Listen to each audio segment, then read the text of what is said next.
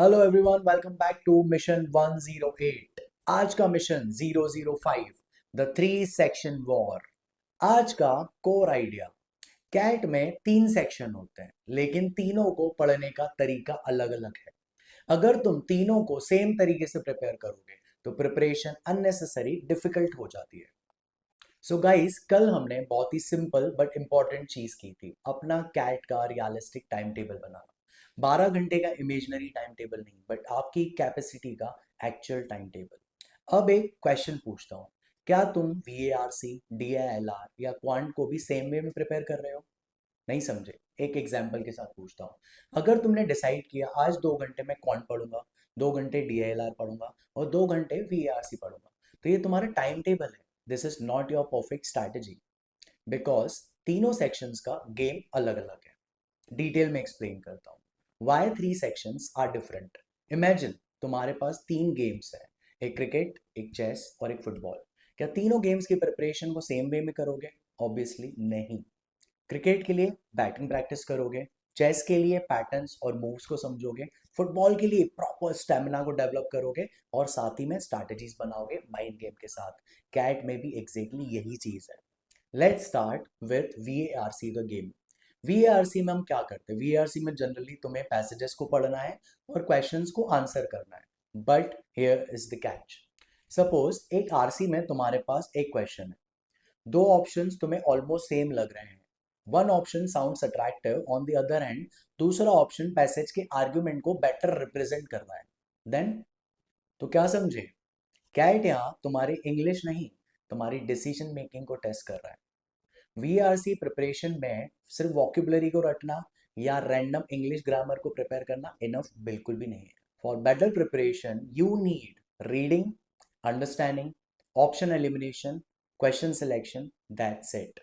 Example, अगर तुम daily 30 minutes reading करते हो बट कभी उसको एनालाइज नहीं करते कि आरसी में ऑप्शन गलत क्यों आ रहे हैं, तो यू आर जस्ट रीडिंग, अपने VARC कैट के उसमें इंप्रूवमेंट नहीं ला रहे हो।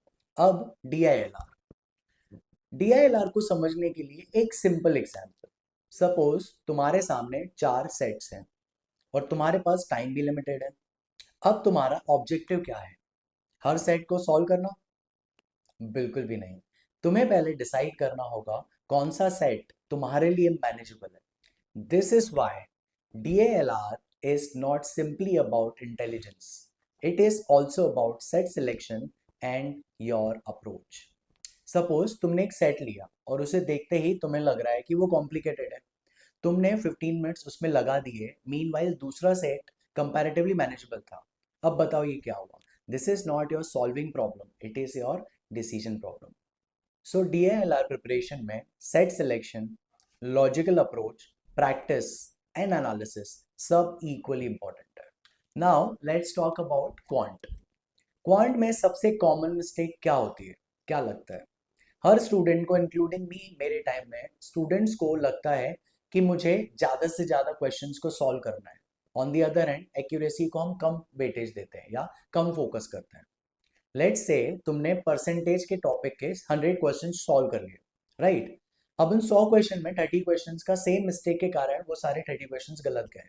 तो ऐसे 100 क्वेश्चन करने का कोई बेनिफिट ही नहीं है। इंस्टीड 20 से 30 क्वेश्चंस को सॉल्व करो, फिर उसे प्रॉपर एनालाइज करो एंड फाइंड आउट करो कौन सा कंसेप्ट बार बार तुम्हें कंफ्यूज कर रहा है, जिसके कारण तुम्हें प्रॉब्लम आ रही है और वो क्वेश्चन गलत हो रहा है। क्या तुम्हें कैलकुलेशन में प्रॉब्लम आ रही है, या क्वेश्चन को समझने में प्रॉब्लम आ रही है, या जो अप्रोच के साथ तुम क्वेश्चन को टैकल कर रहे हो वो अप्रोच ही गलत है? क्वांट में क्वांटिटी इंपॉर्टेंट है, but quality of practice matters much more. Now find your CAT profile. अब सबसे इंपॉर्टेंट पार्ट, याद है तुम्हें मिशन 001 में हमने क्या किया था? हमने डायग्नोस्टिक दिया था। उस पेपर को चलो वापस से निकालते हैं। मैं चाहता हूं तुम तीन क्वेश्चंस का बहुत ही ईमानदारी से अपने आप को आंसर दो। क्वेश्चन नंबर 1, तुम्हारा स्ट्रॉन्गेस्ट सेक्शन कौन सा है इन सब में से? तुम्हारा वीकेस्ट सेक्शन कौन सा है? और कौन सा ऐसा सेक्शन है जो कि नॉट इंटरेस्टिंग लगता है, जिसके कारण तुम उसको अवॉइड करते हो? अब ये करने से क्या होगा मैं तुम्हें एक्सप्लेन करता हूँ। बिकॉज समटाइम्स हम समझते हैं मेरा स्ट्रॉन्ग सेक्शन ये है, बट स्ट्रॉन्ग सेक्शन हमेशा वो नहीं होता जिसमें तुम्हें मजा आ रहा है। And on the other and week section वो नहीं होता जिसमें तुम्हें कॉन्फिडेंस कम आ रहा है। डेटा देखो, एक्यूरेसी देखो, टाइम देखो, क्वेश्चंस अटेम्प्टेड देखो, देन डिसाइड ना। रिमेंबर, आज का ऑब्जेक्टिव हाई स्कोर बनाना बिल्कुल भी नहीं है, बल्कि आज का ऑब्जेक्टिव है अपनी प्रिपरेशन को एक्चुअल समझना। तो गाइस, अपनी अपनी जर्नल को निकालो और टास्क लिखो। लिखो, what is your strongest section, your weakest section, the section you avoid and why. Also पूछो, अगर तुम आज कैट के 99 परसेंटाइल को टारगेट करोगे तो सबसे पहली कौन सी प्रायोरिटी होगी। आज के मिशन का इंसाइट, हर सेक्शन को सेम तरीके से प्रिपेयर नहीं करना है, हर सेक्शन को समझकर अच्छे से प्रिपेयर करना है। तो आज का गोल्डन रूल, वीएआरसी में रीड एंड डिसाइड, डीएलआर में सिलेक्ट एंड सॉल्व, क्वांट में understand and apply, and mission 108 में हम एक एक स्किल सिस्टमेटिकली बिल्ड करेंगे। कल से हम अपना पहला सेक्शन प्रॉपरली अटैक करेंगे, which is how to build reading habit. तो चलो गाइस, अपने अपनी जर्नल को अपडेट कर दो। आज का mission complete. Like and subscribe for more updates. Thank you.